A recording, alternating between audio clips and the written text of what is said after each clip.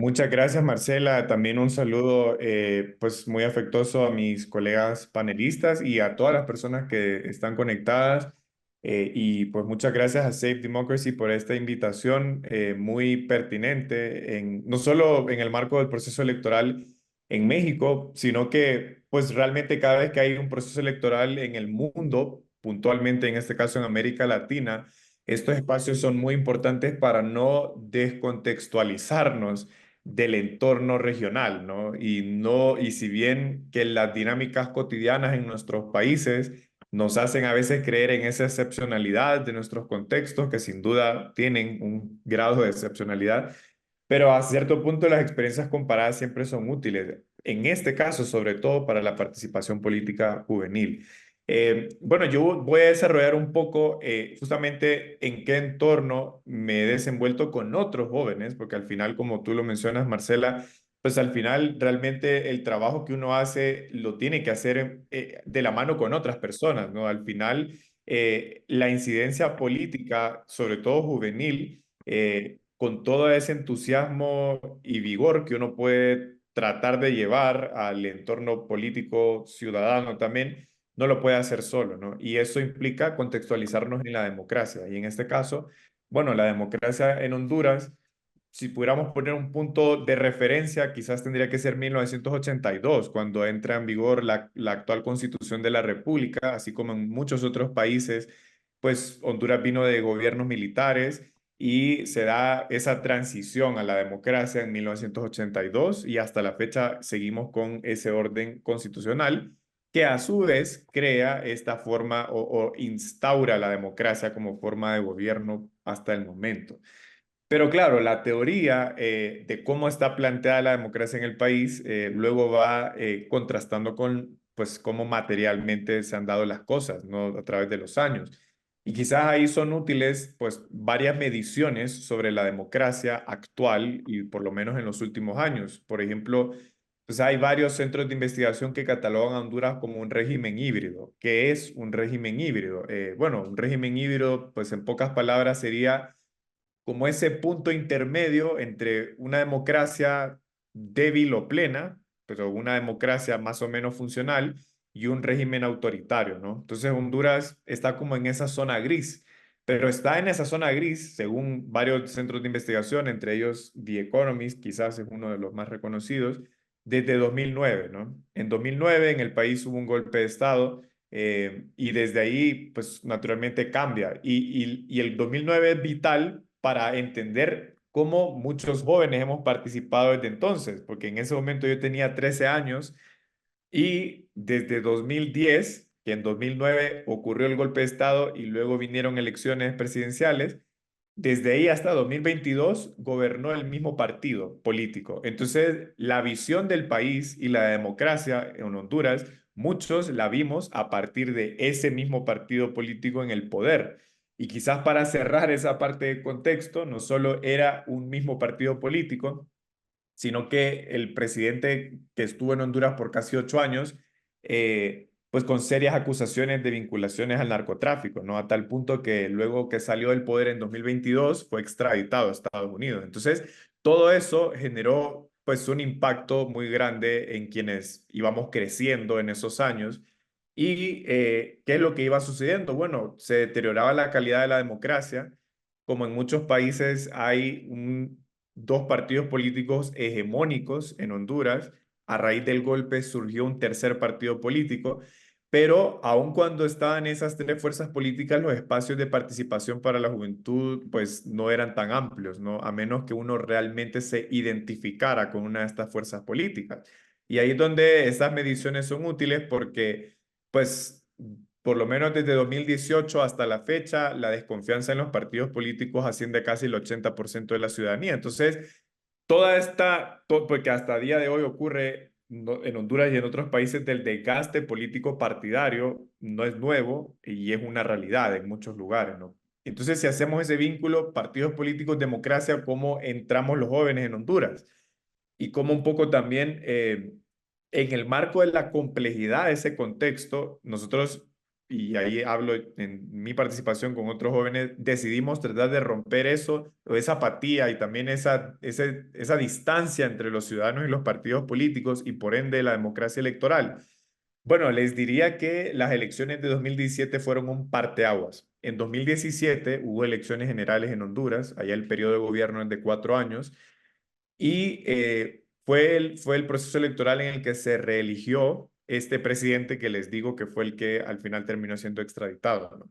La reelección en Honduras es inconstitucional, él igual logró maniobrar para participar, pero eso despertó a muchos ciudadanos y ciudadanas, ¿no? Entre ellos, pues un grupo de jóvenes del cual yo he formado parte, y lo que hicimos a partir de entonces fue básicamente involucrarnos en el proceso de reforma electoral. Fue tal la crisis política del momento que se abrió un proceso de reforma electoral y creamos una plataforma juvenil bastante amplia, con alcance, podríamos decir, por lo menos en la mitad de los departamentos. En Honduras son 18 departamentos. Y ahí dijimos, bueno, hay que asumir el rol de observadores electorales. Y eso nos permitió formarnos como observadores y además tener una comprensión muy amplia del sistema electoral. Y eso nos permitió llegar a las elecciones de 2021 con una misión de observación electoral de casi 1.200 personas, de los cuales el 80% por lo menos eran jóvenes de diferentes partes de Honduras, ¿no? Y luego, después de ese momento, algunos entraron a formar parte del nuevo gobierno, otros nos quedamos desde la sociedad civil, pero la ventaja de todo eso es que construimos una red de aliados, ¿no? Que entendió que debíamos mantener esa diversidad política, pues para a cierto punto incidir en la cultura política, ¿no? Y yo creo que es muy importante tener ese enfoque cultural de la política porque pues tal vez creemos que los cambios se pueden hacer de un día para otro y que porque hay una nueva generación de liderazgos, eso va a ocurrir ya. Pero realmente nuestros sistemas políticos llevan tantos años pues de desarrollo o afianzamiento a como están ahora, que esa misma complejidad se requiere para revertir esa forma de hacer política. Y eso me da paso ya a la última parte de mi ponencia, que es cómo estamos ahora y hacia dónde vamos, ¿no? En toda esta plataforma de jóvenes que básicamente entendieron que debíamos entrar o entendimos que debíamos entrar temprano con una visión a largo plazo y con un componente básicamente de diversidad política, y es el ciclo electoral de 2025. Justamente con esa misma fragilidad democrática en el país va a haber elecciones, afortunadamente no están en peligro, digamos, hasta el momento, pero si bien hubo una alternancia en el poder, se levantaron tantas expectativas por esa alternancia que naturalmente no se ha cumplido ni muy probablemente no se va a cumplir con esas expectativas. Y eso tiene repercusiones en la confianza ciudadana, naturalmente, ¿no? Y en la capacidad de movilizar a personas para el proceso electoral. Y entonces, vean ustedes que esa generación con la que hace 4 años, 5 años, creamos esta plataforma de jóvenes para meternos como observadores del proceso, la idea ahora va a ser participar políticamente, ¿no? O sea, con ese mismo grupo que inicialmente lo hicimos para tratar de contribuir a la integridad del proceso, ahora la idea es poder participar directamente en el proceso electoral. Y eso me lleva pues a la reflexión final, que es justo en el marco del proceso electoral mexicano, que yo sí lo he tratado de seguir mucho a distancia, naturalmente. Pues yo los invitaría a tener esa mirada en el largo plazo, ¿no? En el largo plazo, de dónde quieren, no solamente en ese ideal político de democratizar nuestros países o nuestras naciones, sino cómo contribuimos a cambiar la cultura y la cultura política y con eso apuntar a una democratización real, ¿no? Que trascienda la inmediatez política.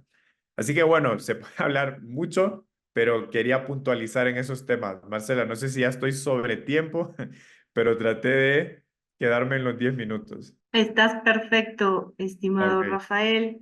Y así como Rafael también lo comentó, Honduras está en una zona gris hoy día. Ustedes podríamos decir en Venezuela está en una zona roja. México está transitando entre estos dos espacios y por eso es tan importante su participación hoy, así que se los agradezco muchísimo. Bueno, yo diría que, pues un poco la primera pregunta de Claudia, de qué mecanismos, yo creo que eso depende mucho de qué es lo que uno quiere hacer también a corto y largo plazo, ¿no? Porque naturalmente creo que lo que acaba de mencionar Laura es muy pertinente para cualquier, si es corto, mediano o largo, que es sencillamente involucrarnos. Pero, por ejemplo, si uno tiene una mirada, pues en el largo plazo para el país, no solo para